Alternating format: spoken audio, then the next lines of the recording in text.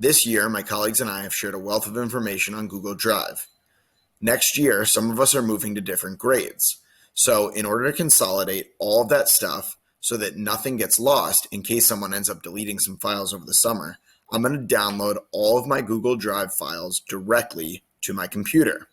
In order to do this, you want to find the file that contains everything that you want to download. So that's this file right here. You can see 4th grade distance learning. If I open it up, there are tons of files that are shared by all of us. So we all put different things in here. If one of us starts to delete something, it can disappear from here forever. So I'm going to go back to my main file. That's this one right here.